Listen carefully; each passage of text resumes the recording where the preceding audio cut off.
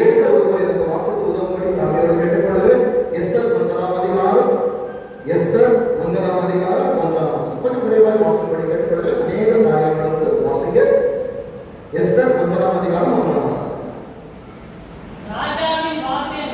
ராஜாவின் வார்த்தையின்படியும் அவனுடைய கட்டளைகளின் படியும் செய்யப்படுவதற்கு ஆதார் மாதம் என்கிற 12ஆம் மாதம், நன்றாக மறுபடியும் சொல்லுகிறேன், 12ஆம் மாதம், இதை குறித்து வைத்துக் கொள்ளுங்கள்.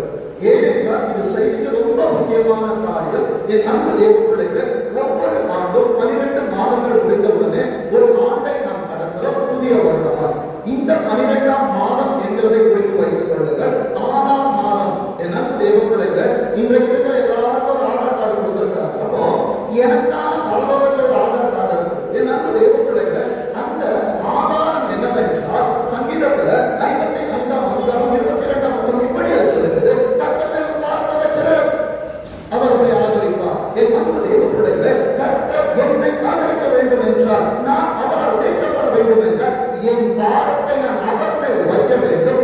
வைத்தால் தானே 12 மாதங்கள் என்னை கண்ணின் மணிபோல் பாதுகாத்தவர், அவர் என்னை பாதுகாத்தவர். புதியவர் ஆண்டை காண செய்கிற நேரத்தில் என் வாழ்க்கையில, என் குடும்பத்துல, என் தொழில்களில அவர் சகலவற்றை நன்மையாக அவர் செய்து கொடுப்பார். வேதனை சொல்லுகிறது பாருங்க. ஆதார் மாதம் என்கிற 12ஆம் மாதம் 13ஆம் தேதியில நல்லா இங்கதான் அப்படியே அண்டர்லைன் பண்ணிக்கோங்க. யூதரின் பகைஞர், துதிக்கிறவனே துதிக்கிறவனே நீதான் யூதா. யூதா என்பது துதி. உன் வாழ்க்கை துதி இருக்கிறது, ஆனால் ஜெயமில்லை. ஆனால் ஆண்டவர் இன்றைக்கு உனக்கு ஒரு ஆசீர்வாதத்தை தருகிறார். அவர் தரமுன்னோடு இருக்கும் என்றால் வேதம் சொல்லுகிறது, யூதரின் பகைஞர் அவர்களை மேற்கொள்ளலாம் என்று நம்பினார்களோ. இந்த ஆதார் மாதம் 12ஆம் மாதத்திலே 13ஆம் தேதியிலே யூத ஜனங்களுக்கான நாள் குறிக்கப்பட்டது. அவர்களை அழித்து போட வேண்டும் என்று உன் வாழ்க்கையில, உன் தொழில்களிலே, உன் கையின் பிரயாசங்களிலே உன்னை அழிக்க சத்துருவான நாளை குறித்து வைத்திருக்கிறான் என்றால் அந்த நாள் வரைக்கும் ஆண்டவர் அமைதியாக இருப்பார். ஏன் தெரியுமா? உன் சத்துருக்களுக்கு மத்தியில உனக்கு ஒரு பத்தி அவர் ஆயத்தப்படுத்தணும். அது பிரஷியஸ். அவர் எனக்காக செய்ய வேண்டும் என்றால் அவர் பயன்படுத்துவார். ஆண்டவரே என்னை பத்தி இப்படி எல்லாம் பண்றாங்க, வெயிட் பண்ணு. உனக்கு எந்த நாள் குறிக்கப்பட்டதோ அந்த நாளிலே உனக்கான உயர்த்தி வருவார். வேதம் சொல்லுகிறது, அந்நாளில்தானே யூதர் ஆனவர்கள் துதிக்கிற ஜனங்களுக்கு மாத்திரம்தான் இந்த பாக்கியம் கிட்டும். வேதம் சொல்லுகிறது, யூதரானவர்கள் தங்கள் பகைஞரை மேற்கொள்ளும் படிக்கு காரியம் எப்படி முடிஞ்சிச்சு? மாறுதலாய் முடிந்தது. எந்த தூக்கு மரத்துல முதலாய் தூக்கி போட வேண்டும் என்று சொல்லி நாள் குறித்தார்களோ அதே நாடு அதே நேரத்தில் ஒன்றும் மாறவில்லை. ஆனால் நபர் மாறிவிட்டான். என்னை அழிக்க வேண்டியவன் அங்கே தொங்கினான். ஏன் தெரியுமா? நான் தொங்க வேண்டிய இடத்துல அநேக ஆண்டுகளுக்கு முன்பா என் ஆண்டவர் இரு கரத்தை விரித்து எனக்காய் தொங்கினார். என் அன்பு தேவ பிள்ளைகளே, அந்த கரம் என்னை எங்கேயும் தொங்க விடாது, எங்கேயும் பெஞ்சமும் விடாது. என் அன்பு தேவ பிள்ளைகளே, வேதம் சொல்லுகிறது, முதல் ஆசீர்வாதம் உன் காரியம் மாறுதலாய் முடியும். என் அன்பு தேவ பிள்ளைகளே, 4 காரியத்தை நாம் தியானிக்க போகிறோம். முதலாவது காரியம், கரத்தின் முத்திரை. ஒரு கரத்துல என்ன இருக்கும்? ஒரு மோதிரம் இருக்கும் அல்லவா? என் அன்பு தேவ பிள்ளைகளே, இந்த காரியம் மாறுதலாய் முடிவதற்கு வேதம் சொல்லுகிறது. எஸ்தர் 8ஆம் அதிகாரம் 8ஆம் வசனத்தை வாசிக்க பார்ப்போம். எஸ்தர் 8 வாசிக்க. உங்களுக்கு இஷ்டமானபடி நீங்கள் ராஜாவின் நாமத்தினால் யூதருக்காக இப்போது உனக்காக பரலோகத்தில் ஆண்டவர் உன் காரியங்களை எழுதி கொண்டிருக்கிறார். இந்த ஆராதனை ஆண்டவர் யாருக்கெல்லாம் மாறுதலான காரியத்தை கொடுக்க வேண்டுமோ, யாரது காரியங்கள் இன்னும் மாறுதலுக்காக காத்துக் கொண்டிருக்கிறோமோ, என் வேலை ஸ்தலத்துல, என் பிள்ளைகள் வாழ்க்கையில, என் எதிர்காலத்துல இவைகள் எனக்கு மாறுதல் நேர வேண்டும் என்று சொல்லி இங்கே நீ நேரப்பட வந்து காத்திருக்கிறாயோ, உனக்கான நேரத்தில் உனக்கான பரலோகத்தில் எழுதுகிறார். நேரம் சொல்லுவது பாருங்க, ராஜாவின் முத்திரை போடுங்க. ராஜாவின் பேரா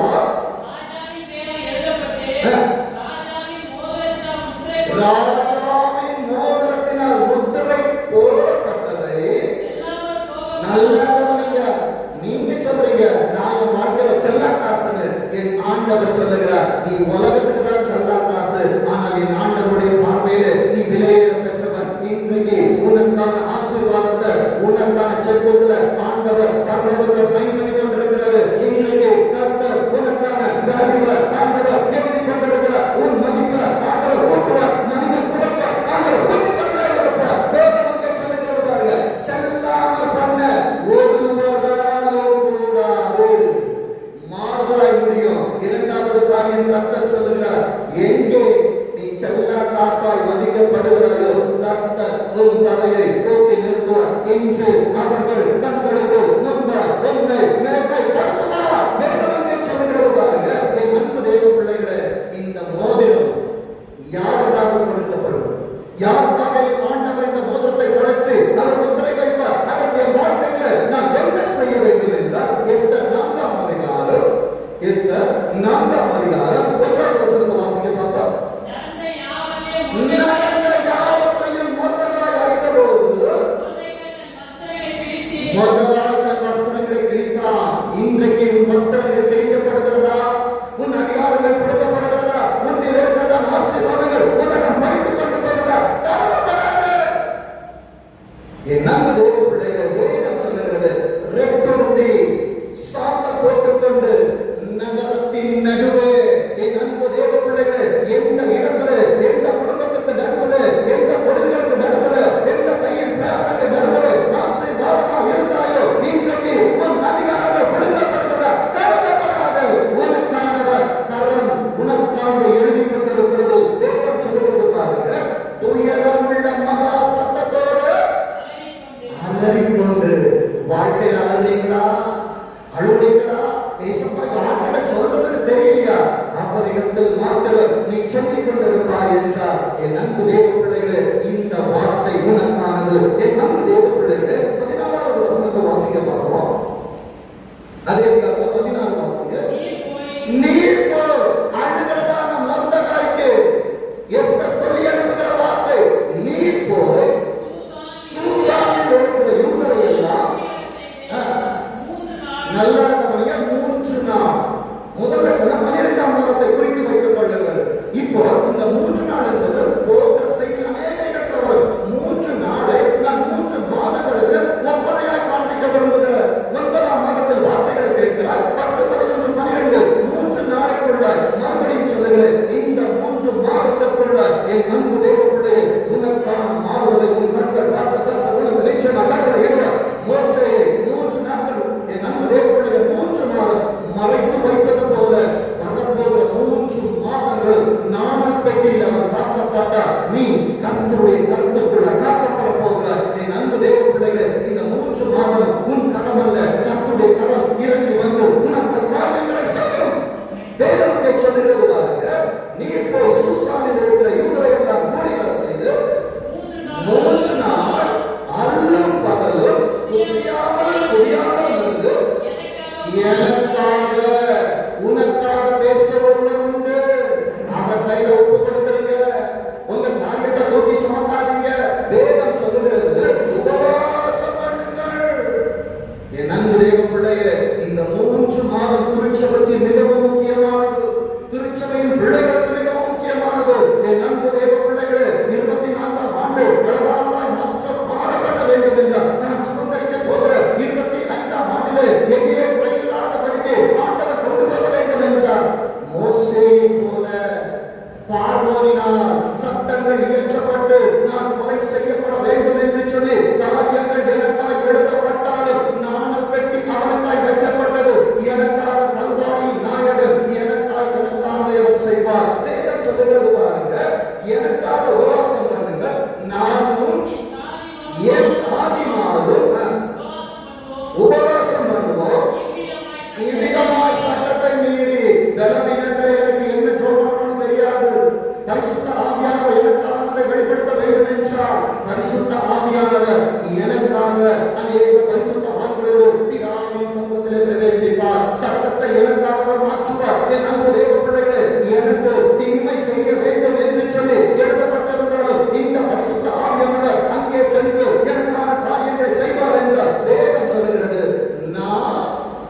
செத்தாலும் சாகிறேன் என்று சொல்லச் சொன்னார். என் அன்பு தேவ பிள்ளைகளே, சாகவே சாவா என்று ஆண்டவர் சொன்னார். மனிதன் சாகவில்லை. இன்றைக்கு ஒரு பிரச்சனைகளை நிமித்தமாய் ஆண்டவருக்கு வைராக்கியமாக இருக்கிற திருச்சபையே ஆண்டவர் உன்னை சாக விட மாட்டார்.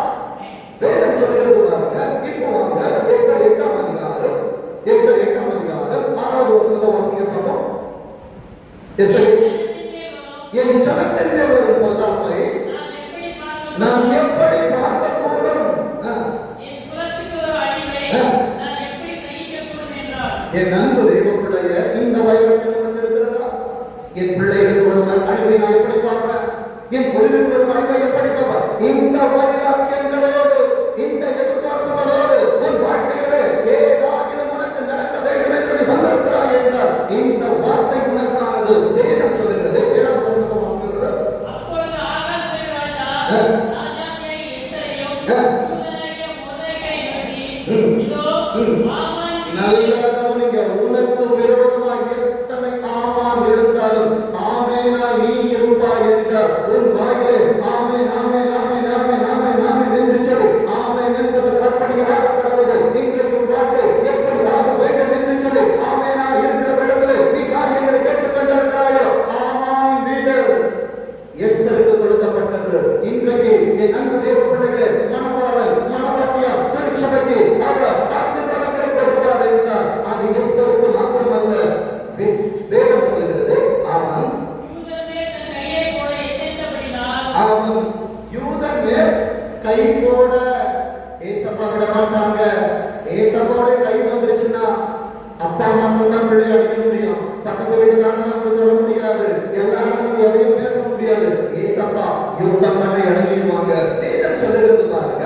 போல எத்தனித்த படியினால் அவனை மரத்திலே என்ன பண்ணாங்க?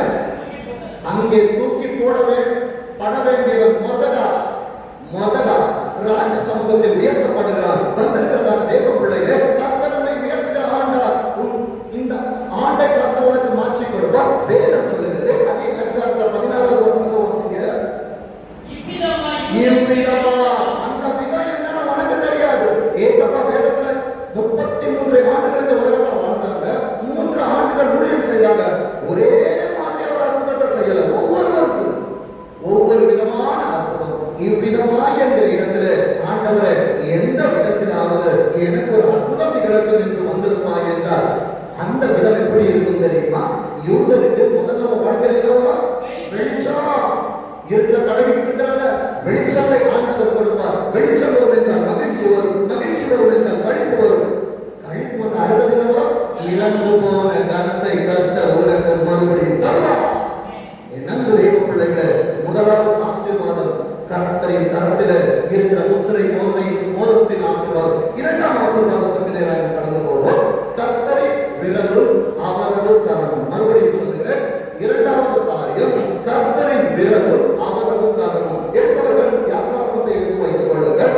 யாத்திராகமம் 3ஆம் அதிகாரம் 18ஆம் வசனத்தின் 2ஆம் பகுதி சொல்லுகிறது, எபிரேயருடைய தேவனாகிய கர்த்தர் எங்களை சந்தித்தார். இந்த ஆராதனையில ஒருவர் உங்களை சந்திக்க வருகிறார். வேதம் சொல்கிறது, நான் அவரை சந்தித்தேன் என்று அல்ல.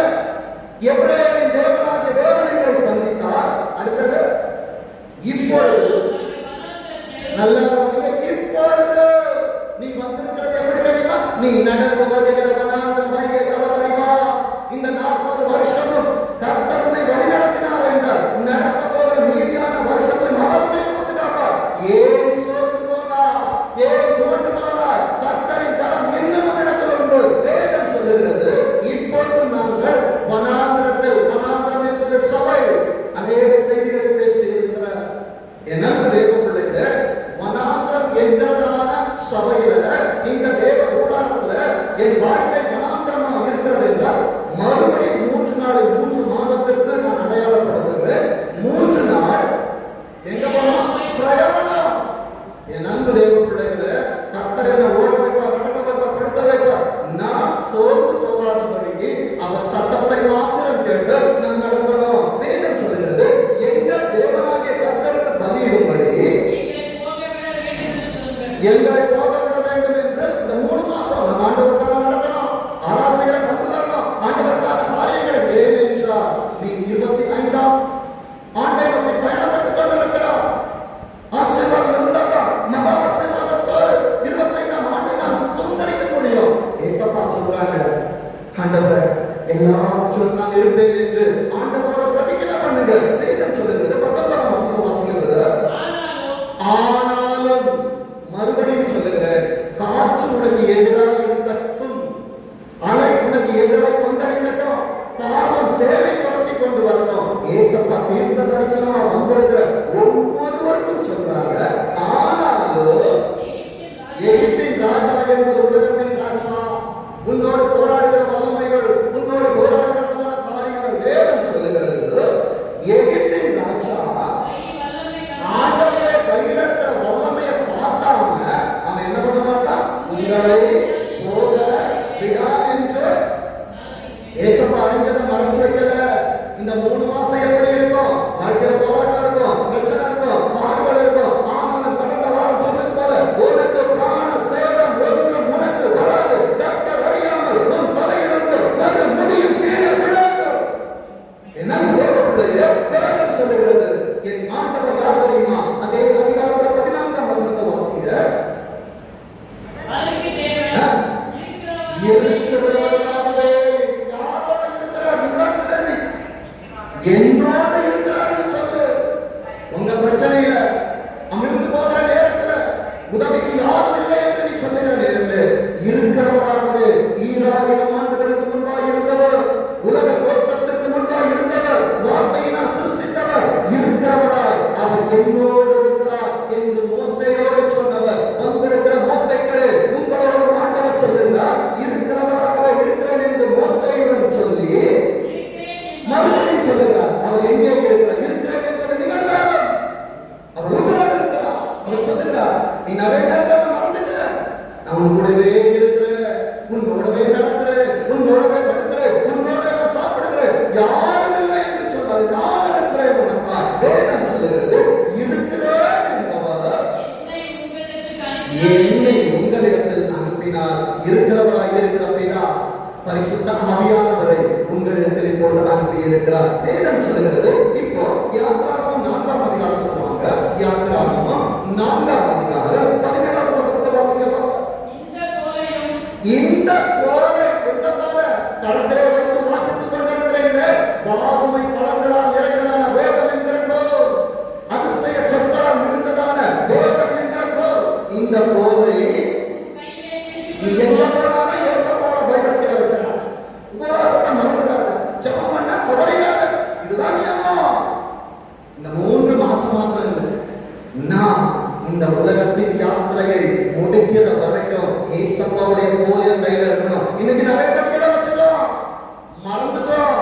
ஏசப்பா நினைவுபடுத்தி கொடுக்கிறாங்க. என்ன சொல்லுது? நீ போகும்போது கோலியம் கையில இதெல்லாம் நீயா நீங்கள் இருக்கிறதா? நீ அதாவது தனிப்பட்ட வாக்கு தத்துவம். இன்றைக்கு நான் பேச போவது எல்லாமே ஆண்டவர் தனிப்பட்ட மனிதனுக்கு, வந்திருக்கிறவர்களுக்கு தனிப்பட்ட விதத்தில் பேசப்பா பேசுறது விசுவாசிக்கிறவங்களுக்கு கிடைக்கும், விசுவாசிக்கலாம் கிடைக்கும். வேதம் சொல்லுவாங்க, நீ அடையாளங்களை செய்வார். என் அன்பு தேவ பிள்ளைகளை, கர்த்தர் இந்த 3 மாசம் வரப்போகிறது. ஏசப்பாவுடைய அடையாளத்தினாலும் அற்புதத்தினாலும் நடத்தி நீ இழந்த எல்லாவற்றையும் நீ கரத்திலே கொடுத்து 25ஆம் ஆண்டை உன்னை சீமானாய் சீமாட்டியாய் சுதந்திரிக்கப்படுவான். விசுவாசிக்கிறீங்களா? தேவன் சொல்லுகிறது பாருங்க. இப்போ வாசிக்க யாத்திராகமம் 7ஆம் அதிகாரம், யாத்திராகமம் 7ஆம் அதிகாரம் 10ஆம் வசனத்தை வாசிக்கலாம்.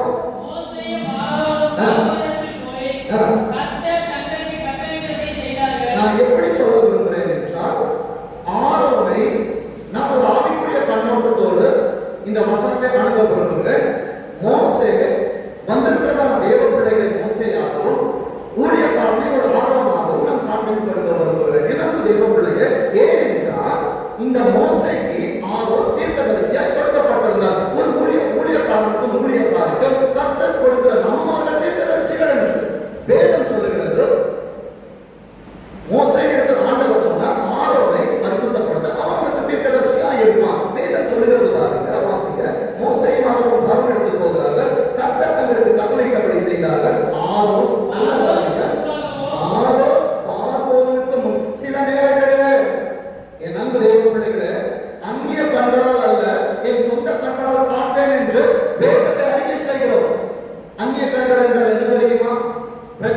உடனே பாஸ்டர் எனக்காக ப்ரே பண்ணுவீங்களா, அக்கா எனக்காக ப்ரே பண்ணுவீங்களா, அண்ணா எனக்காக ப்ரே பண்ணுவீங்களா, இப்படி மற்றவர்களை தேடுகிறோமே.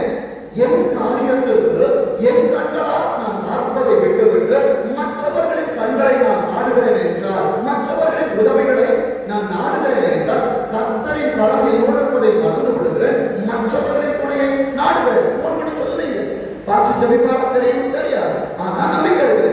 அதை விட்டுட்டு ஆண்டவரே நீங்க எனக்காக எதையாவது செய்வீங்களா என்னைக்காவது கேட்டிருக்கிறோமா?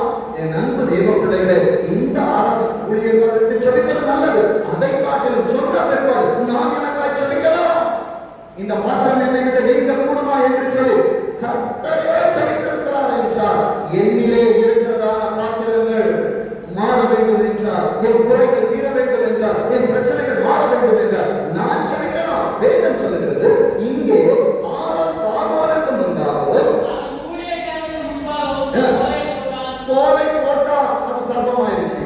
பாஸ்டர் பிரேயர் பண்றாரு, அறிமுகமானவர்களுக்கு ஜெபிக்கிறாங்க, அற்புதம் நடக்குது. ஆனா அடுத்த வசனம் சொல்லுது பாருங்க, 11 வசனம்.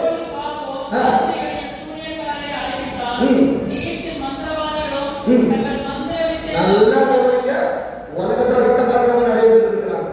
கண்கட்டி வித்தைகள் வேகம் உண்டு. பாஸ்டர் வந்து பிரேயர் பண்ணாங்களே, நேற்று நல்லா இருந்தது, தலைவலி போச்சு, கைவலி போச்சு, கால்வலி போச்சு, எல்லா வழியும் போச்சு. ஆனா வலி போகும், வழி தெரியாது. என்ன தெரியுமா?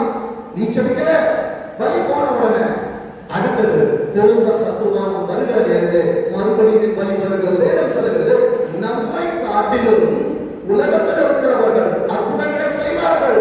வேதம் உனக்கு தெரியாமல் இருக்கும் என்றால், வேத ரகசியம் உனக்கு தெரியாமல் இருக்கும் என்றால், என் அன்பு தேவ பிள்ளைகளே, அப்பத்தோலை பொருத்தி கொண்டு ஓநாய்கள் வரும். வேதம் சொல்லுகிறது பாருங்க, 12வது வசனம் சொல்லுகிறது, நல்லா கவனிங்க, உலகத்துல எகிப்தியம் வந்தானா எகிப்தியம் போடுகிற ஒவ்வொரு கோலும் சர்ப்பமா மாறிச்சு. ஆனா வேதத்துல 12 கோத்திரங்கள் உண்டு, 12 கோத்திரங்களை போட்டு சர்ப்பமாய் மாறல. ஏன் தெரியுமா? இந்த 12 கோத்திரமும் மோசேயை நம்பிச்சு, ஆரோனை நம்பிச்சு, இவர்களை இன்டர்மீடியேட்டா வைத்திருந்தபடியினால் அவர்கள் போர்கள் மாறவில்லை. ஆனா உலகத்திலே அற்புதங்கள் நடக்கும், சத்துரு நம்ப வைப்பான். என் அன்பு தேவ பிள்ளைகளே, வேதத்தை இருந்து நான் காண்பித்துக் கொடுக்கிறேன். அவர்கள் ஒவ்வொருவராக தன் தோலை போட்ட போது அவைகள் சர்ப்பங்களாயின. ஆரோனுடைய கோலோ சர்ப்பம் என்று ஆண்டவர் மென்ஷன் பண்ணல.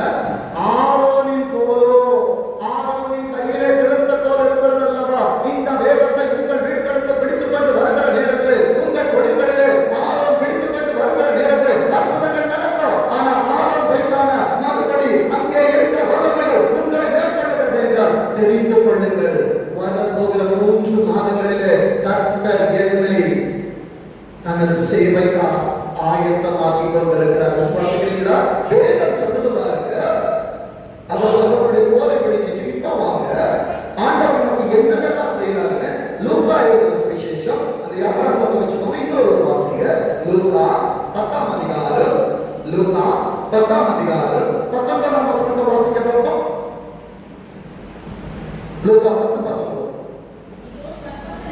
இதோ சர்வமா சர்வங்களே, உலகத்துல எத்தனை எகிப்தியனுடைய போர் வந்தாலும், எத்தனை சர்வங்கள் வந்தால்தான் ஆண்டவர் சொன்னார், அடிஷனல் தேடுங்கள், இவைகள் கூட கொடுக்கப்படும் என்று சொன்னது போல, இந்த காலத்துல என் வாழ்க்கையிலே சர்வம் மாத்திரம் வராது, தேடுகளும் வரும். கிருபையின் காலத்துல, நியாய பிரமாணத்தின் காலத்துல சர்வம் வந்துச்சு, ஆனா கிருபையின் காலத்துல சர்வத்தோட அடிஷனலா தேட வரும். அதனாலதான் ஏசாயா சொன்னாங்க, இதோ சர்வங்களையும் தேடுகளையும் என்ன பண்ண சொல்றாரு, விழுங்குவதற்கு மிதி மிதி. துதி உன் வாழ்க்கையில் இருக்கும் என்றால் எதையும் நீ மிதிக்கலாம். துதிக்கிற மனிதனுடைய வாழ்க்கையில தாழ விழுந்து வணங்காட்டமாக வைப்பார். வேதம் சொல்லுகிறது, தேடுகளையும் மிதிக்கவும். நல்லா கவனிக்க, உனக்கு விரோதமாக இருக்கிறவன் எப்பேற்பட்ட பெரிய சத்துருவாய் இருந்தாலும், சத்துருவே சகல, இதோ உலகத்தின் சகல நாட்களில் முன்னோடு இருக்கிற அவரை மறந்து போனபடினால்தான் அநேக சகாயங்களை தேடி போவான். சகாயங்களை தேடு, சகாயங்களை தேடா. வேதம்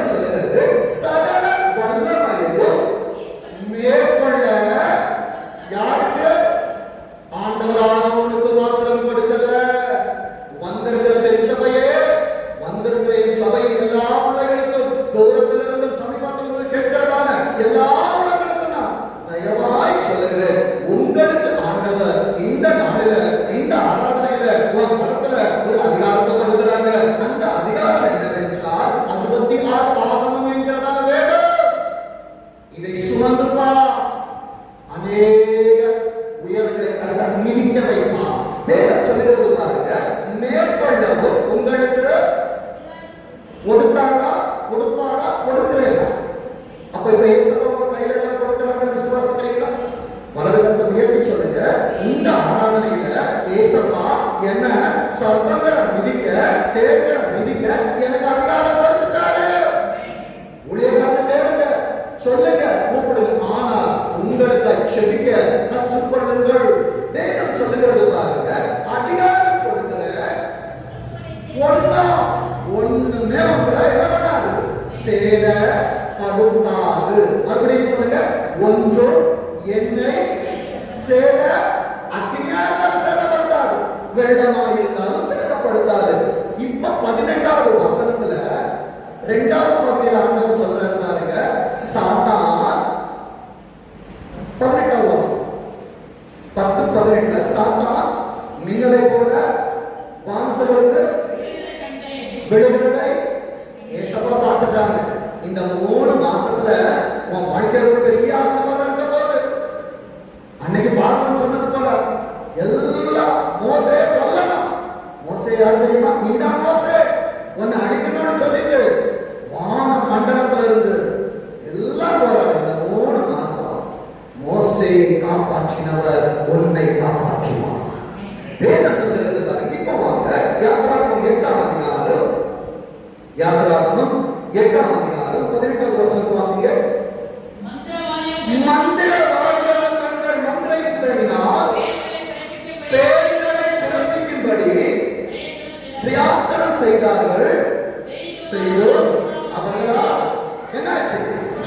ஏன்னா இயேசுவா கொஞ்ச நாள் அமைதியா இருப்பார். அதுக்கப்புறம் வர வேண்டிய உள்ள வந்துட்டாருன்னா எந்த மந்திரவாதமும் ஒண்ணும் பண்ணாது.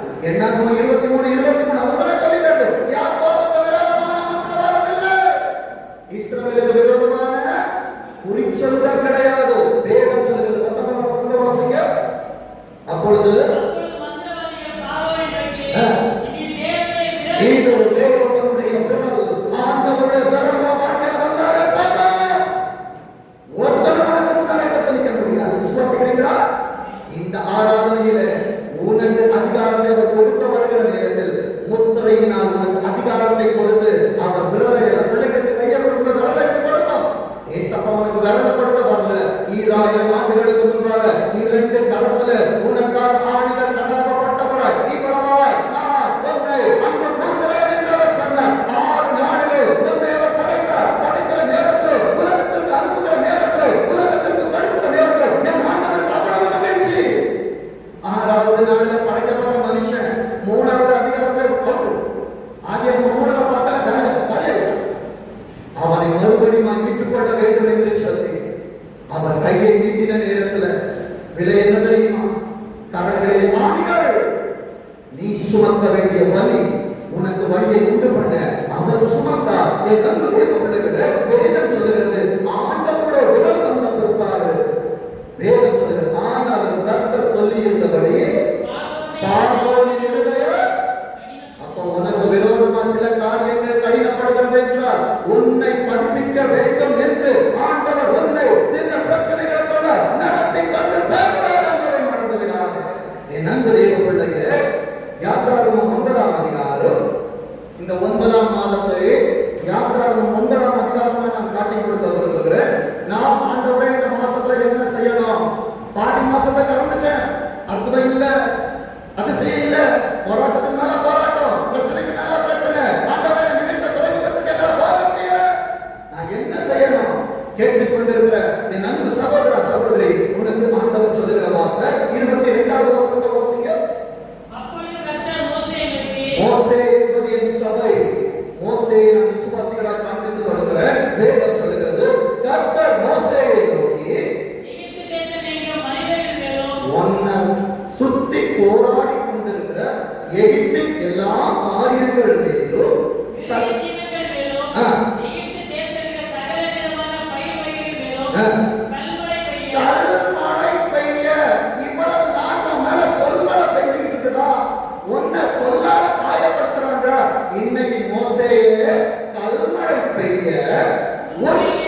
கையை வானத்துக்கு நேராக இவ்வளவு நேரம் நீட்டி இருக்கிறோமா? வானத்துக்கு நேராக கையை தூக்கி இருக்கிறோமா? சர்ச்சைக்கு வந்து 2 கையை அடிச்சு பாட்டு பாடுங்கடா. ஐயோ அவர் பாட்டு பாடுறேன், என் கை வலிக்கணும் வரமாட்டோமே. ஆரம் போல சுமந்துட்டு வரணும். ஆனா நான் கையை தூக்க மாட்டேன். என் அன்பு மோசேக்களே, ஆண்டவர் இன்றைக்கு சொல்லிக் கொடுக்கிறார். கல்மழை எகிப்தின் மேல் ஒரு பிரச்சனைகளுக்கு பெய்ய வேண்டும் என்றால் உன் கை உயர்த்தப்பட்டதா இருக்க வேண்டும். 23ஆம் வசனம் சொல்லுகிறது, அப்படியே மோசே தன் கோலை ஆரோனின் கோல் நீட்டப்பட்டது. அதையெல்லாம் உலகம் செஞ்சிச்சு. ஆனா மோசேயினால் கரம் உயர்த்தப்பட்ட நேரத்திலே அந்த அற்புதத்தை உலகம் செய்யாது. கர்த்தர் உன்னை பயிற்றுவிக்க விரும்புகிறார். வேதம் சொல்லுகிறது பாருங்க. அதுக்கு ஒரு ஆலோசனை ஆண்டவர் கொடுக்கிறார். 20ஆம் வசனத்தை வாசிங்க. அதே காலத்துல பார்வோனுடைய ஊழியக்காரரில் எவன் கர்த்தருடைய வார்த்தைக்கு பயப்பட்டானோ ஐயோ நான் செய்யறது ஆண்டவருடைய பிள்ளைக்கு விரோதமா, நான் என் கரத்தை உயர்த்தது ஆண்டவருக்கு விரோதமா, இந்த உலகம் நமக்கு பயந்துச்சுன்னா ஏசப்பா அவனுக்கு எக்ஸ்கியூஸ் கொடுப்பார். ஆனா அவன் எதிர்த்து நின்றானா ஏசப்பா அவன் நெஞ்சு மேல ஏறி நின்று மதிப்பாரு. வேதம் சொல்லுது பாருங்க, எவன் கர்த்தருடைய வார்த்தைக்கு பயப்பட்டானோ அவன் தன் வேலைக்காரனையும் தன் மிருக ஜீவன்களையும் வீடுகளுக்கு ஓடி வர பண்ணினான். இவ்வளவு நேரம் ஆண்டவரே நான் கல்யாணத்துக்கு போனா என்ன எப்படி பார்ப்பாங்க, என் சொந்தக்காரன் வீட்டுக்கு போனா எப்படி பார்ப்பாங்க, நான் வீடுகளுக்குள்ள அடைப்பட்டு கிடந்து என்றைக்கு என் கரம் உயர்த்தப்பட்டதோ இன்றைக்கு நான் சுயாதீனமாய் எல்லா இடங்களுக்கும் கர்த்தர் என்னை கொண்டு போகிறார், என்னை கர்த்தர் ஆசீர்வதித்தார் என்று இந்த உலகம் பார்க்கும் என்றார். இந்த உலகம் என்னை பார்த்து வழித்துக் கொள்ளும். வேதம் சொல்லுகிறது 21ஆம் வசனத்தை வாசிக்க பார்ப்போம். எவன் கர்த்தருடைய வார்த்தையை மதியாமல் இருந்தால் மிதிப்பார், மதித்தால் உயர்த்துவார். இதுதான் என் ஆண்டவர். மதிக்க போகிறாயா? தேவனுடைய வாசஸ்தலத்தை மிதிக்க போகிறாயா? என் அன்பு தேவ பிள்ளைகளே, இன்றைக்கு தேவனுடைய வாசஸ்தலத்துக்குள்ள மிதித்து அவரது சட்டத்துக்கு உண்மையாய் மதிப்பு கொடுப்பாய் என்றார் என் ஆண்டவர் உன்னை 1000 மடங்கு ஆசீர்வதிப்பார். வேதம் அங்கே சொல்லுகிறது பாருங்க, எவன் கர்த்தருடைய வார்த்தையை மதியாமல் போனானோ வெளியேற்றான். இல்ல அவனுக்கு விரோதமா போராடணும், எனக்கு இன்னும் பலன் இருக்குன்னு சொல்லி இந்த 3 மாசம் யாராவது உனக்கு முன்பா எதிர்த்து நிற்கணும் விரும்பினாங்கன்னா இந்த யுத்தத்தை நீங்க பண்ணல, அவர் செய்து கொண்டிருக்கிறார் என்று தைரியமா சொல்லுங்க. என் அன்பு தேவ பிள்ளையே, இந்த வருஷம் எப்படி இருக்கும் என்பதை காட்டிக் கொடுக்கிற அதே அதிகாரத்துல 24ஆவது வசனத்தை வாசிங்க. கல்மழையும் முதலாவது தேவனுடைய ராஜ்யத்தை நீதியும் தேடினா கூட கொடுப்பார் தெரியுமா? அப்போ என்னை விரோதிக்கிறவர்கள் மேல், என்னை சொல்லால் கொன்றவர்கள் மேல் என் ஆண்டவர் கல்மழையை மாத்திரம் அல்ல, என் அன்பு தேவ பிள்ளையே, சர்வங்களோடு தேர்தலை எடுக்க அதிகாரம் கொடுத்தவர். அவர் யுத்தம் எப்படி இருக்கும் தெரியுமா? கல்மழையோடு கலந்த அக்கினி. அக்கினியோட குணாதிசயம் என்ன தெரியுமா? ஒரு பொருளை எடுத்து அக்கினியில போட்டா ஒண்ணும் மிஞ்சாது. என் அன்பு தேவ பிள்ளையே, உனக்கு விரோதமாய் ஒருவர் காரியத்தை செய்ய நினைப்பார் என்றால் ஒன்றும் அது மிஞ்சாமல் போயிடும். வேதம் சொல்லுது பாருங்க, கல்மழையோடு கலந்த அக்கினியும் மிகவும் கொடிதாய் இருந்தது. எகிப்து தேசம் குடியேற்றப்பட்ட நாள் முதல் என் டைம்ல உனக்கு விரோதமா போராடுறாங்க. இப்படி ஒரு காரியத்தை பார்த்தே இருக்க மாட்டாங்க. ஏன் தெரியுமா? நீ ஏசப்பாவுக்கு ரொம்ப முக்கியமானவர், நீ ஏசப்பாவுக்கு ரொம்ப பிரியமானவர். வேதம் சொல்லுகிறது பாருங்க. 26ஆவது வசனத்தை வாசிங்க பாப்போம். ஆண்டவரே, இதை கேட்கும்போது ஒரு டவுட் வரும். ஆண்டவரே, கல்மழை பெய்யுதுன்னா நான் இந்தியாவில் இருக்கிறேன், நான் தமிழ்நாட்டில் இருக்கிறேன், நான் திருவச்சூர்ல ராஜாஜி நகர்ல இருக்கிறேன், அதுவும் நான் குறிப்பா கம்பத்துல இருக்கிற ஆண்டவரே, அங்க கல்மழை பெஞ்சா யாமே கல்மழை பெய்யுமே. ஏசப்பா சொல்றத பாருங்க, இஸ்ரவேல் புத்திரர் இருந்த கோசேன் நாட்டிலே மாத்திரம் உன் எல்லைகளுக்குள்ளே அழிவும் நாசமும் இனி கேட்கப்படாது. விசுவாசிக்கிறீங்களா? வேதம் சொல்லுகிறது, கோசேன் நாட்டிலே மாத்திரம் கல்மழை இல்லாதிருந்தது. உன் வீட்டுல சாபம் இருக்காது, உன் வீட்டுல இனி யுத்தம் இருக்காது. இப்ப வாசிங்க, யாத்திராகமம் 10ஆம் அதிகாரம், யாத்திராகமம் 10ஆம் அதிகாரம் 13ஆவது வசனத்தை வாசிங்க. 10வது மாதத்தின் ஆசீர்வாதம் இப்படிதான் இருக்கும். வாசிங்க. அப்படியே மோசே தன் கோலை எகிப்து தேசத்தின் மேல் நீட்டினான். அப்பொழுது நல்லா கவனிங்க. 10வது மாசத்துல இந்த 9ஆம் மாசம் இந்த ஆராதனையிலிருந்து உங்கள் கரங்கள் உங்கள் பிரச்சனைகளின் மேல உயர்த்தப்பட்டு கொண்டிருக்கும் என்றால் என் ஆண்டவர் உங்களுக்காக எதை கொண்டு வருவார் என்றால் பகல் முழுவதும் அன்று ராம் முழுவதும் கீழ்காற்றை தேசத்தின் மேல் வீச தேசத்தின் மேல வீச பண்ணுவார். அவன் வீச பண்ணாரா விடிய காலத்துல கீழ்காற்று வெட்டுக்கிளிகளை கொண்டு வந்தது. 15ஆம் வசனத்தின் 2ஆம் பகுதி. எகிப்து தேசம் எங்கும் உள்ள உனக்கு விரோதமாய் போராடுகிற எல்லா எல்லைகளிலும் எல்லா சூழ்நிலைகளிலும் எல்லைகளிலும் வேதம் சொல்லுகிறது பயன்படியில் பயன்பகைகளும் ஒரு பச்சிலையும் மீதியா இருக்கிற ஒருவன் உனக்கு முன்பாக கையை தூக்க முடியாது, காலாட்ட முடியாது. இவ்வளவு நாள் யோசிப்ப உன்னை ஜெயில வச்சுட்டாங்க, சிறைக்குள்ள வச்சிருக்கலாம், கை கால விலங்கு போட்டு கூட்டி இருக்கலாம். ஆனால் இந்த ஆராதனையில கர்த்தருடைய ரத்தம் சகல பாவங்களை நீக்கி உன்னை சுத்திகரிக்கிற நேரத்தில் உனக்கு முன்பாய் ஒருவனும் தன் கையையாவது தன் காலையாவது தன் விரலையாவது அவன் ஆட்ட முடியாது. 10ஆம் மாசம் இப்படித்தான் இருக்கும். வேதம் சொல்லுகிறது. 19ஆம் வசனத்தை வாசிக்கிறது. அப்பொழுது கர்த்தர் பலத்த மேற்காற்றை வீசும்படி செய்தார். அது வெட்டுக்கிளியை அடித்துக் கொண்டு போய் செங்கடலிலே போட்டது. என் அன்பு தேவ பிள்ளைகளே, உன்னை விரோதிக்கிறவனுக்கு ஆசீர்வாதம் வரணும்னா மோசே திருப்பிய கையை தூக்கலாம், இல்லைன்னா அது நடக்காது. என் அன்பு தெய்வ பிள்ளைகளே, 10ஆம் மாதத்தின் 2ஆம் அற்புதத்தை காண்பித்துக் கொடுக்க விரும்புகிறேன். 22வது வசனத்தை வாசிங்க. மோசே தன் கையை வானத்துக்கு நேராக நீட்டினான். அப்பொழுது எகிப்து தேசம் எங்கும் 3 நாள் மட்டும் காரியம் நல்ல கவனிங்க. 3 நாளைக்கு மறுபடியும் ஆண்டவர் காண்பித்துக் கொடு. அடுத்த 3 மாசம் வாழ்க்கையில் வெளிச்சம். உனக்கு எதிராய் வந்த பார்வோனின் சேனைகளுக்குள்ள கர்த்தர் இருளை பரவ விடுவார். உன் கைகள் உயர்த்தப்பட்டு இருக்கட்டும். வேதம் சொல்லுகிறது. வேதம் 23வது வசனத்தை வாசிங்க. 3 நாள் மட்டும் ஒருவரை ஒருவர் காணவில்லை. ஒருவரை ஒருவர் உன்னை குத்திடுவேன், உன்னை தூக்கிடுவேன், உன்னை முடிச்சிடுவேன் சொன்னவனுக்கு கண்ணு தெரியாது.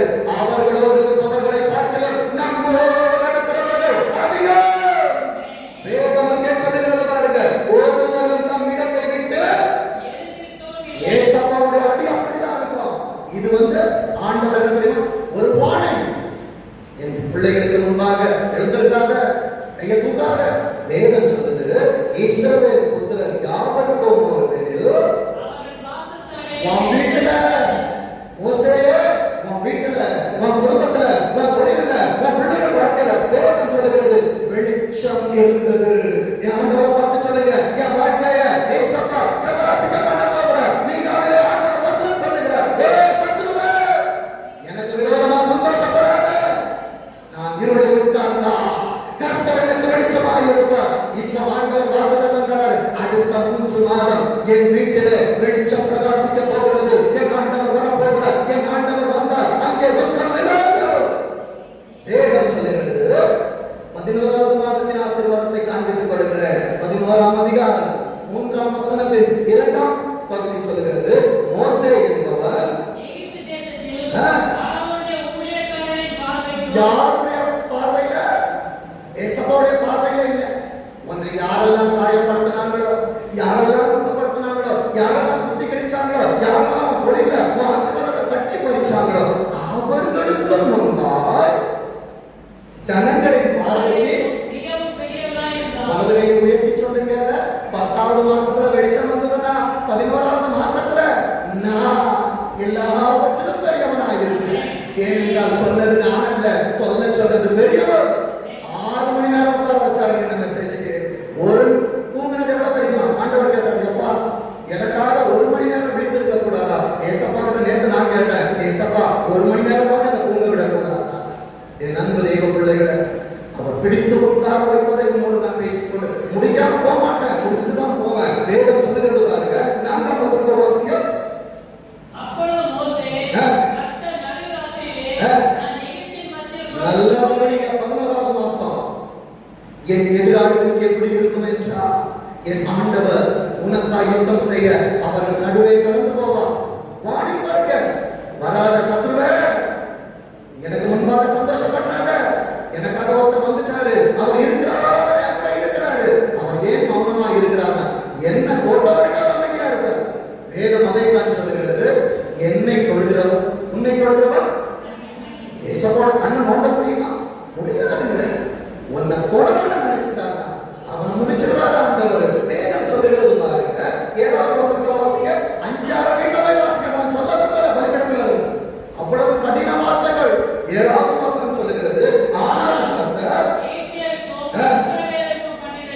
வித்தியாசம் 11வது மாசத்துல வாழ்க்கையில ஏசப்பா வித்தியாசத்தை காண்பிப்பாங்க. 8வது வசனத்தை வாசிங்க. நீயும் உன்னை பின்பற்றுகிற யாரும் புறப்பட்டு போங்கள் என்று சொல்லுங்கள். அதன் பின்னே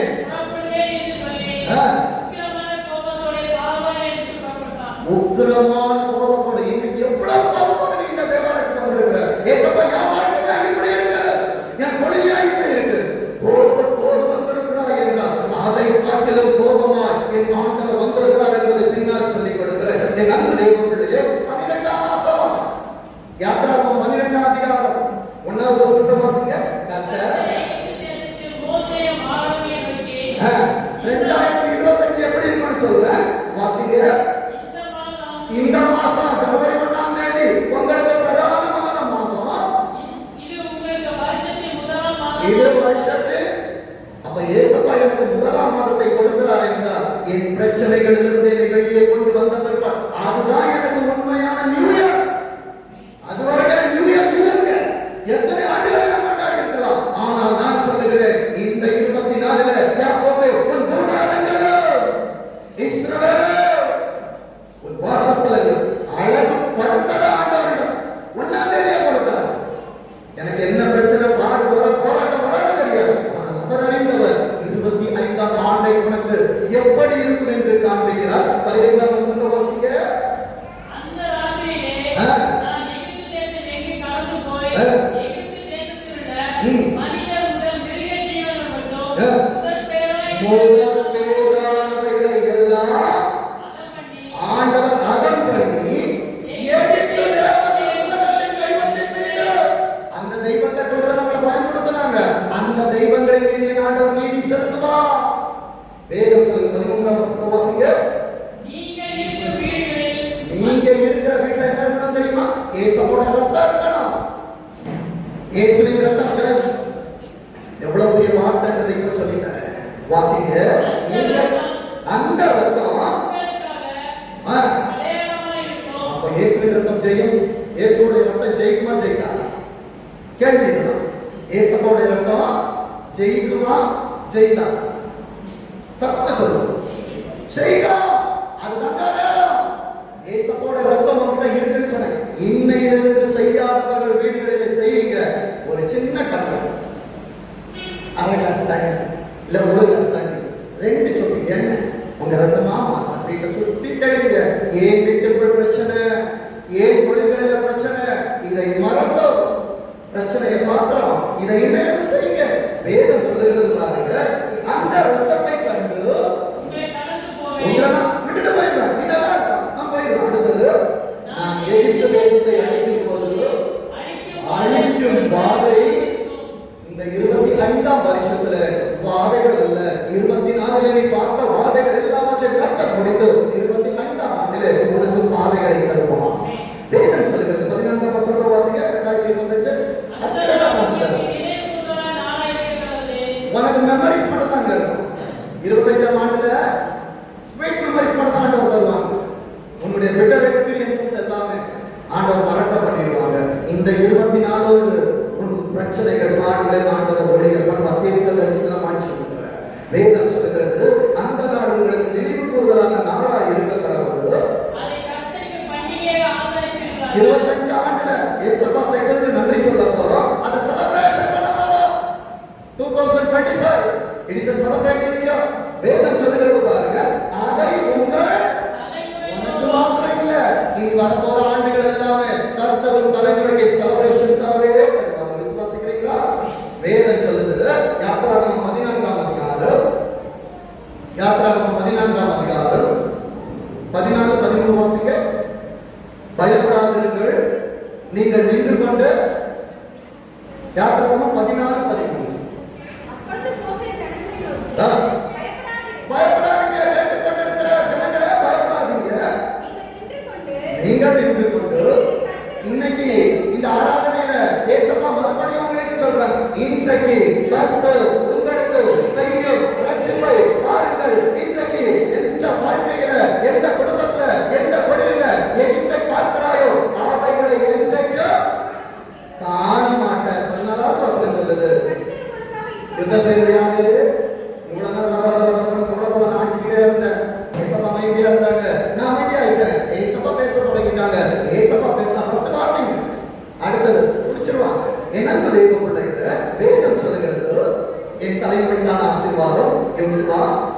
யோசுவா 5ஆம் அதிகாரம், யோசுவா 5ஆம் அதிகாரம் 9ஆம் வசனத்தை வாசிக்க பார்ப்போம்.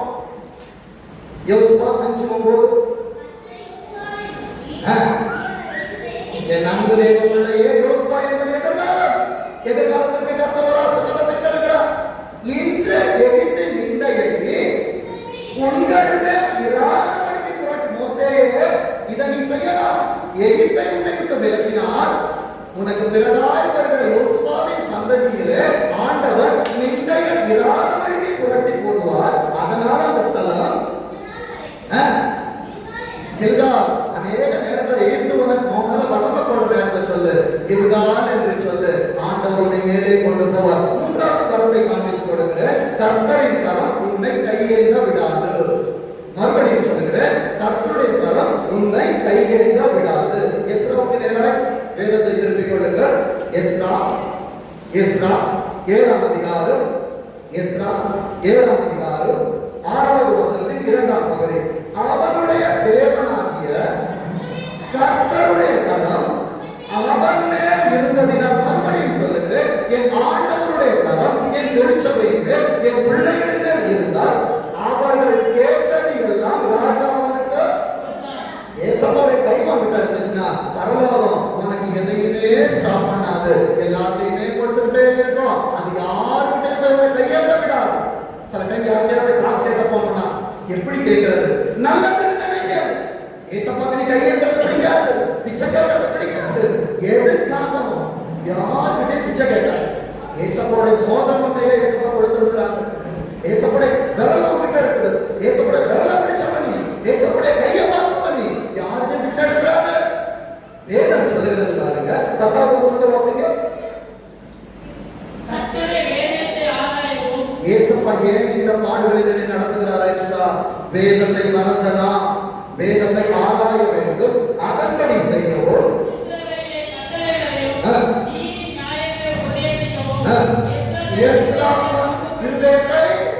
இன்னைக்கு பக்குவம் இல்லாம வந்திருந்தீங்கன்னா, ஏசப்பா யாருன்னு தெரியாம வந்திருந்தீங்கன்னா, ஏசப்பா யாருன்னு காமிச்சு கொடுத்துங்க. இருதயத்தை பக்குவப்படுத்து, ஏசப்பாக்கு நேராக திருந்து. என் அன்பு தேவ பிள்ளைகளே, வேதம் 22ஆம் வசனத்தை வாசிங்க. நீ பக்குவப்படுத்தினா ஏசப்பா என்ன பண்ணுவாங்க வாசிங்க. 22 எஸ்ரா 7:22.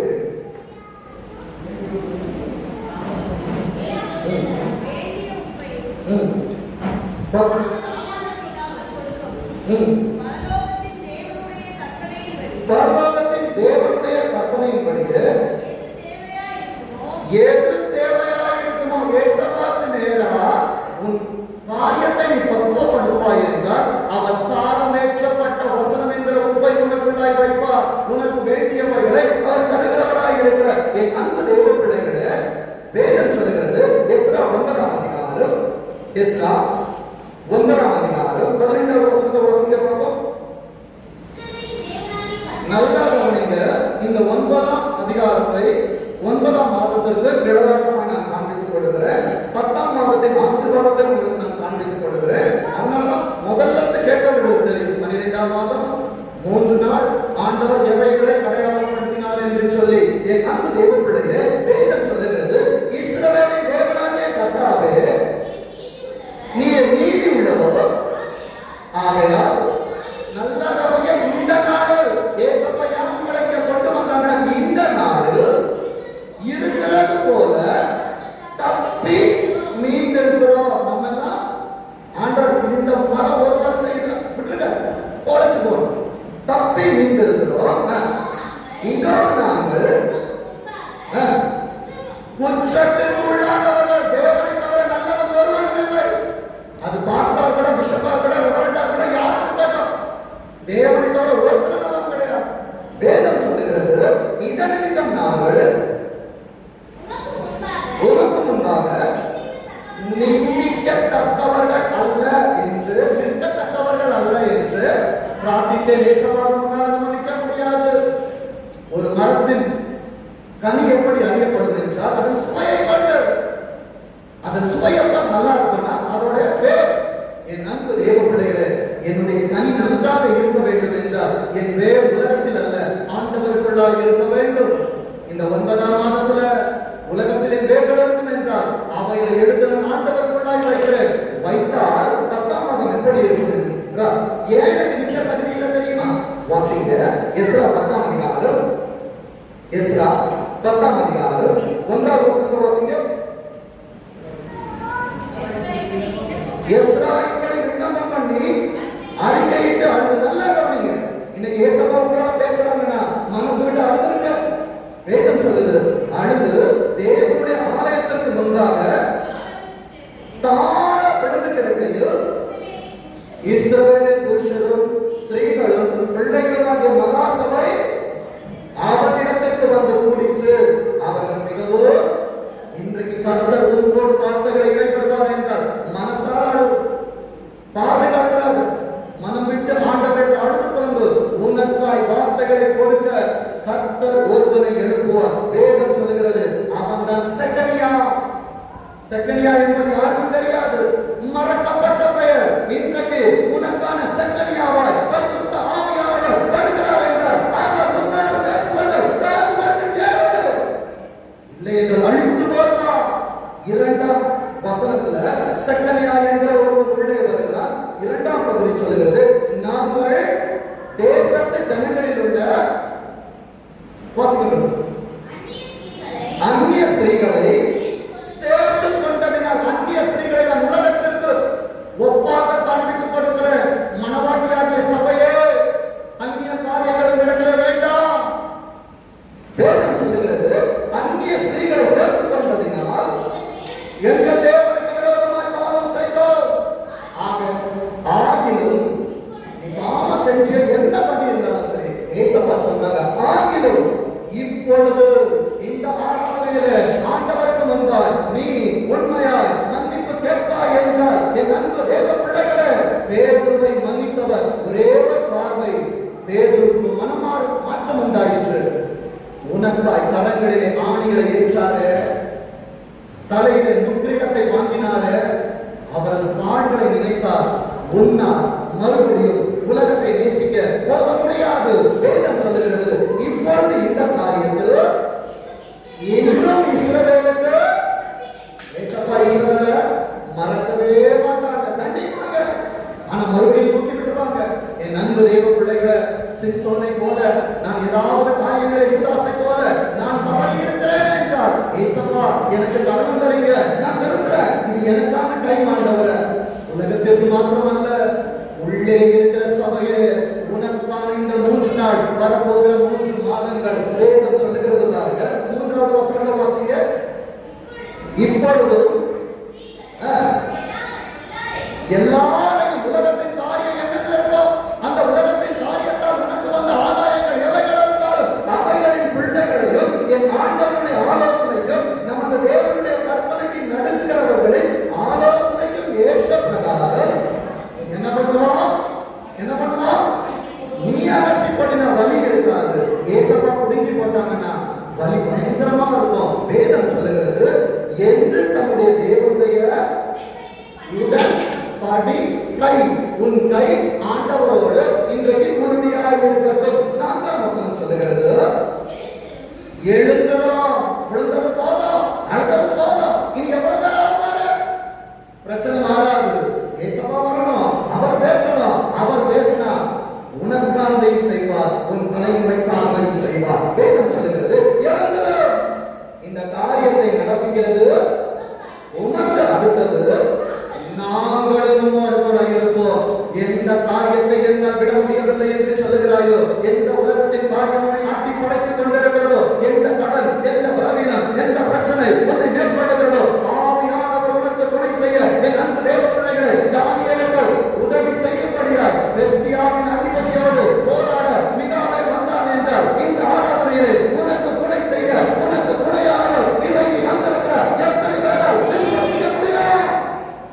விட முடியாது சொல்லாத. என்னால் முடியாது. இயேசுவோட கேளு. இயேசு கிறிஸ்துவின் நாமத்தில் அவர் எல்லாரும் சொல்லக்கூட வல்லவர். வேதம் சொல்லுகிறது பாருங்க. வேதம் சொல்லுகிறது நீ திடம் கொண்டு இதை செய்ய உனக்கு பலம் இல்லை. சகோதர சகோதரி, உன் பலத்தால் விட முடியாது, உன் சுயபலத்தால் மேற்கொள்ள முடியாது. இயேசுவோட பலம் கேளு.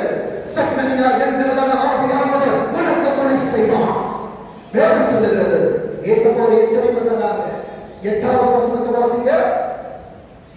8வது வசனம். 3 நாளைக்குள்ளே மறுபடியும் சொல்லுகிறேன், 3 மாதம் உலகத்திற்கு மாத்திரமல்ல, சபையே, என் அன்பு தெரிச்சவரே, உனக்கான தருணம் இதுதான். வேதம் சொல்லுகிறது 3 நாளுக்குள்ளே பிரபுக்கள்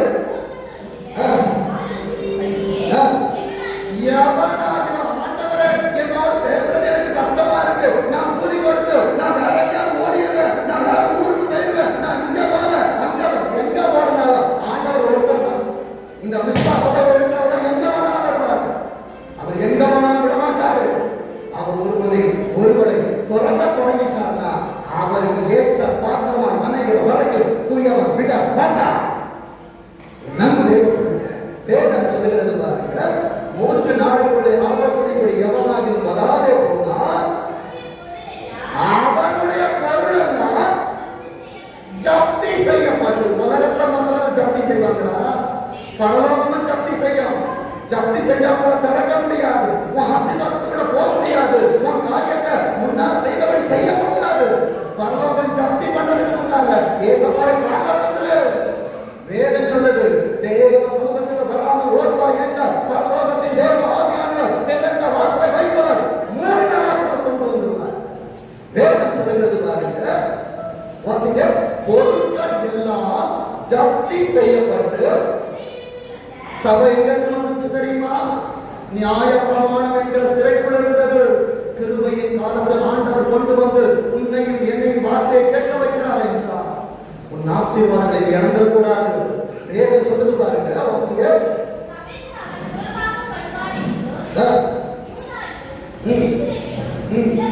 விளம்பரம் பரலோகத்திலிருந்து அட்வர்டைஸ்மெண்ட் வந்திருக்குது. என் அன்பு தேவ பிள்ளைய, பரலோகத்தில் ஆடு வந்திருக்கு. டிவி பார்க்கும்போது நிறைய ஆடு வந்து தெரியுமா? இந்த ஷாம்பை வாங்கினா அப்படி கொட்டாது, ஆனா என் மண்டைய பார்த்தா தெரியும் எவ்வளவு நல்லா இருக்கு. என் அன்பு தேவ பிள்ளைங்க, ஆனா பரலோக விளம்பரம் அப்படி இல்லை. சொன்னா செய்வாரு, நடப்பனா நடக்கும். ஏசப்பாவுக்கு விரோதமா யோனாவை ஓடணும்னு நினைச்சா மறுபடியும் தூக்கி உள்ள போட்டு மறுபடியும் வச்சிருவார். வேணா ட்ரை பண்ணுங்க, சேலஞ்சிங் யூ, யாரா இருந்தாலும் சரி. ஏசப்பா எனக்கு கொடுத்த குடும்பத்துல இருந்து, எனக்கு கொடுத்த குடும்பத்துல இருந்து, எனக்கு கொடுத்த ஓடணும்னு நினைச்சுப்பார். வேதம் சொல்லுது பாருங்க, 14வது வசனத்தில் 2ஆம் பகுதியை வாசிங்க. இந்த காரியத்தை நிமித்தம் 14 நல்லா கவனிங்க. மோசேக்கு உக்கிர கோபம் வந்துச்சுன்னா ஏசப்பாக்கு அதை விட உக்கிர கோபம் வந்துடும். ஏசப்பா ஒரு பாட்டை பார்த்தாலே நிற்க முடியாது. அவர் கோபப்பட்டா என் வாழ்க்கை எப்படி இருக்கும்? வேதம் சொல்லுது பாருங்க, இந்த காரியத்தை நிமித்தம் நம்முடைய தேவனுக்கு இருக்கிற உக்கிர கோபம் எங்களை விட்டு திரும்பும்படிக்கு மறுஜாதியான ஆவிக்குரிய வாழ்க்கைக்கு புறம்பாக இருக்கிறதான காரியங்கள் எவைகளா இருந்தாலும் அனைவரும் ஒவ்வொரு பட்டணத்தின் மூப்பரோடு நியாயாதிபதிகளோடு குறித்த காலங்களில் ஏசப்பாவுக்கு 3 மாசத்தை கை குறிச்சிட்டாரு. மூப்பனா இருந்தாலும் சரி, விசுவாசியா இருந்தாலும் சரி, பிள்ளையா இருந்தாலும் ஊழியக்காரனா இருந்தாலும் ஏசப்பாவுடைய சமூகத்துல வந்துடணும். வேதம் சொல்லுது 16வது வசனத்தின் 2ஆம் பகுதி, இந்த காரியத்தை விசாரிக்கும்படி ஏசப்பா என்னைக்கு நம்ம விசாரிக்க தொடங்குவாங்க? 3 மாதம் என்று சொன்னேனே. நேற்று இரவு இந்த 3 மாதத்தில் காரியங்களை ஆண்டவர் அழகாக பேசினார். வேதம் சொல்லுது 10ஆம் மாதத்தின் முதல் தேதியில் அப்ப எப்ப ஸ்டார்ட் ஆயிரும்?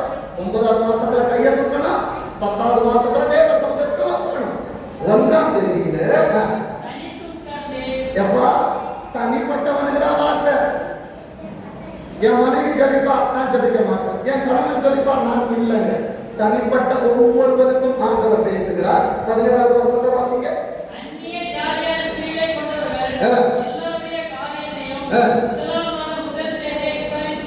10ஆவது மாசத்துல தொடங்கிச்சு. எப்ப முடிஞ்சது? டிசம்பர் 12 நியூ இயர் ஸ்டார்ட் பண்ற 1ஆம் தேதி காலையில முடியும். அதோட 25ல செலிப்ரேஷன். அதுக்குள்ள ஆண்டவர் என்னை எங்கெல்லாம் பட்டத்திடணுமோ, எங்கெல்லாம் பட்டிடிக்கணும் பார்க்கணுமா, எல்லாம் பார்த்து என்னை அவருக்கு உகந்த பாத்திரமாய் அவர் என்னை வணைந்து வைத்திருப்பார். விசுவாசிக்கிறீங்களா? என் அன்பு தேவ பிள்ளைகளே, எந்த காரியங்களை, சில காரியங்கள் மனசுக்கு ரொம்ப விசனமா இருக்கும். வேதாந்தம் தான் சொல்லுது. வாசிக்க பார்ப்போம். ஆதியாகமம் 21ஆம் அதிகாரம். ஆதியாகமம் 21ஆம் அதிகாரம் 10ஆம் வசனத்தை வாசிக்க பார்ப்போம். கொஞ்சம் சீக்கிரமா. இந்த அடிமை பெண்ணையும் இந்த அடிமை பெண் யார் தெரியுமா? அதுக்கு முன்னால வசனத்தை பார்த்தா தெரியும். இந்த 9ஆம் மாதத்துக்கு அடையாளமா காமிக்கிறேன். 9ஆம் வசனத்தை வாசிக்க. எகிப்து தேசத்தால் எகிப்தின் காரியம் எது உன்கிட்ட இருந்தாலும் அது அடிமைத்தனம். வேதம் சொல்லுகிறது 10ஆவது வசனத்துல அடிமை பெண்ணையும் அவன் மகனையும் புறம்பே தள்ளும். இந்த அடிமை பெண்ணின் மகன் என் குமாரனாகிய ஈசாக்கோடு சுதந்திரவாளியா இருப்பது. இது உலகம் சொன்னது. ஆனா இயேசப்பா என்ன சொல்லி தராங்க தெரியுமா? 11ஆவது வசனத்தை வாசிக்க பார்ப்போம்.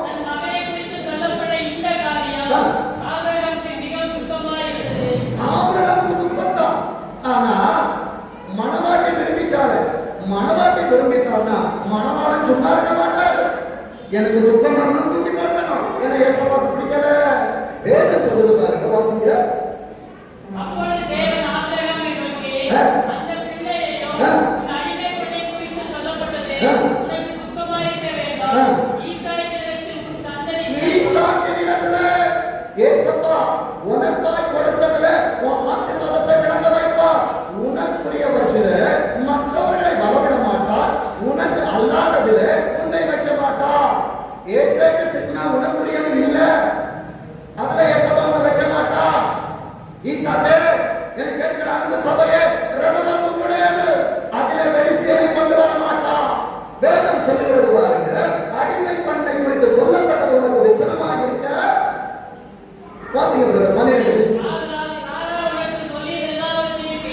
சாரா உனக்கு சொன்ன எல்லாவற்றையும் எதையாருக்கிட்ட சொன்னார் ஆண்டவர்?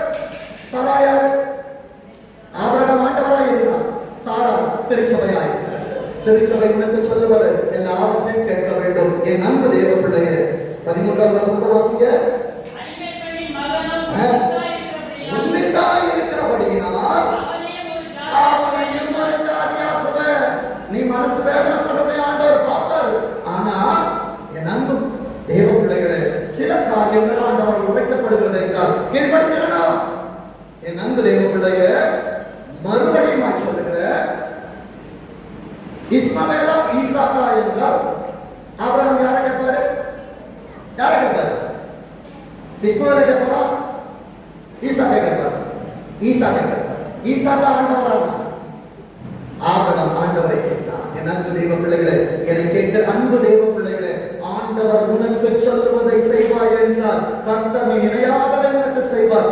ஈசாக்கை மறுபடியும் உன்னிடத்தில் அவர் கொண்டு வந்து கொடுத்தார். வேதம் சொல்லுகிறது, நம்ம சொல்லுவோம் ஆண்டவரே அது நியாயமான காலம், பழைய ஏற்பாட்டு காலம், புதிய ஏற்பாட்டு கிருபை காலத்துல வாழ்றோம். என் மனமோடு போக்கு நான் எதையும் செய்யலாம்.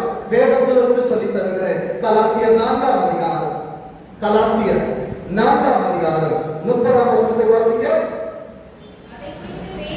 அதை குறித்து நான் சொல்லல, மறுபடியும் சொல்லுகிறேன். என் திருச்சபையே, என் அன்பு பிள்ளைகளே, தயவாக உங்களிடத்தில் சொல்லுகிறேன். நான் சொல்லவில்லை, வேதம் சொல்லுகிறதை காண்பிக்கிறேன். வாசிங்க.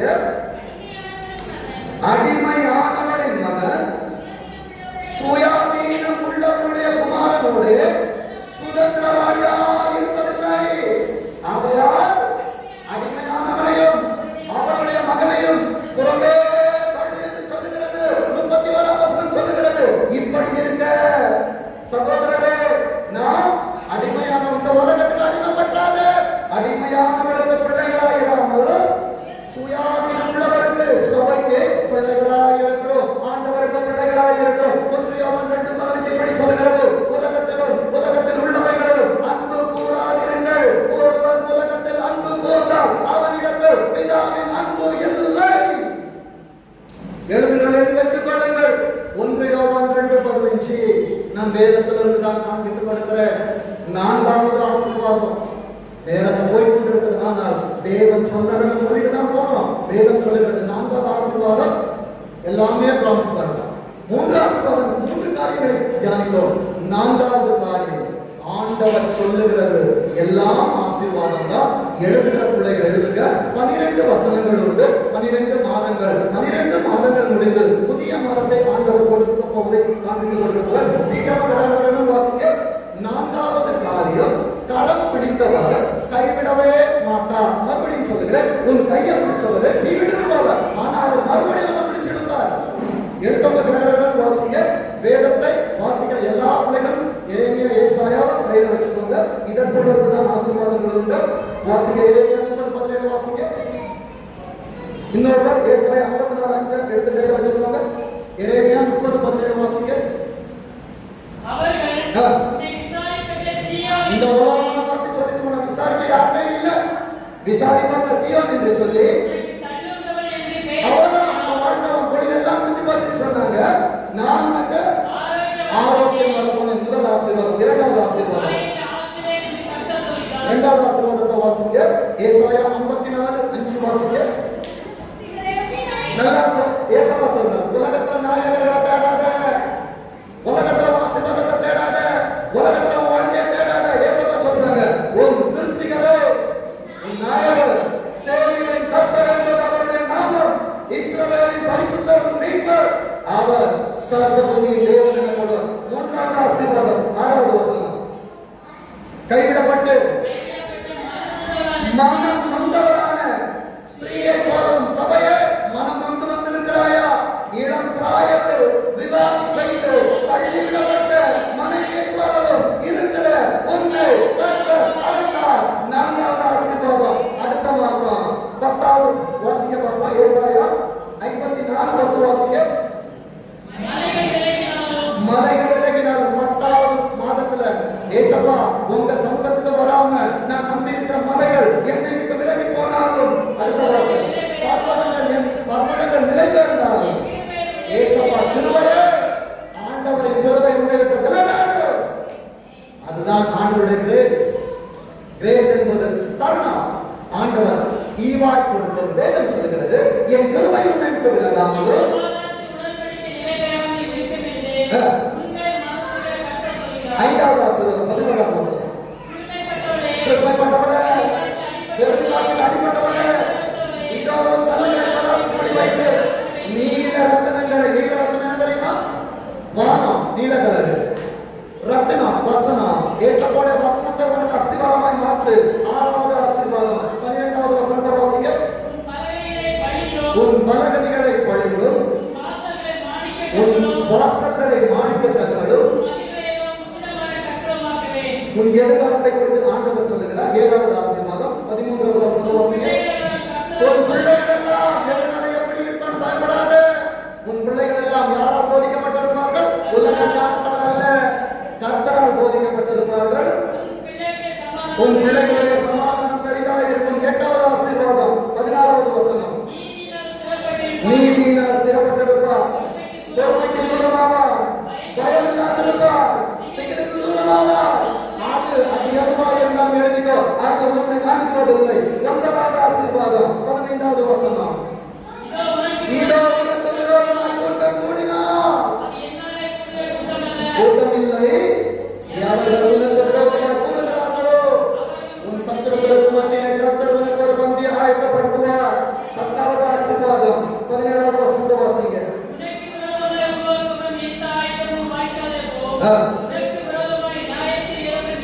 எந்த நாளா இருக்கட்டும், அது பாம்புடைய ரெட்ட நாக்கா கூட இருக்கட்டும், அது எந்த நாக்கா இருந்தாலும் சரி, நீ தனிப்பட்ட ஆசீர்வாதம் குற்றப்படுத்துவாய். இது கர்த்தருடைய ஊழியக்காரர். இந்த ஊழியக்காரனின் சுதந்திரத்தை சபையிலே வைக்கிறேன். இது ஊழியக்காரனின் சுதந்திரமும் என்னால் ஆண்டவரால் உண்டான அவருடைய நீதியுமாக இருக்கிறது.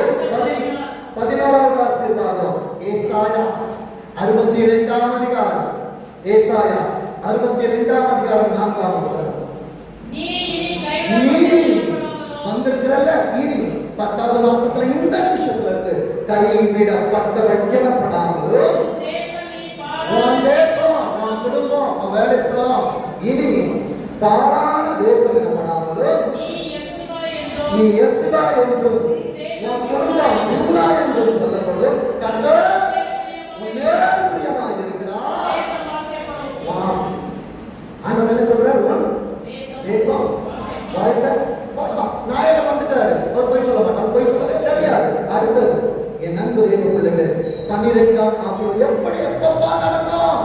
வாசிங்க.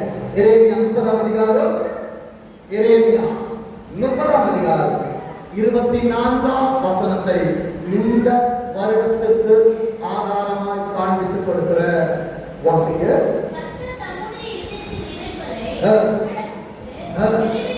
இந்த 3 மாசம் பட்டி திங்கள் எல்லாம் பார்ப்பாரு.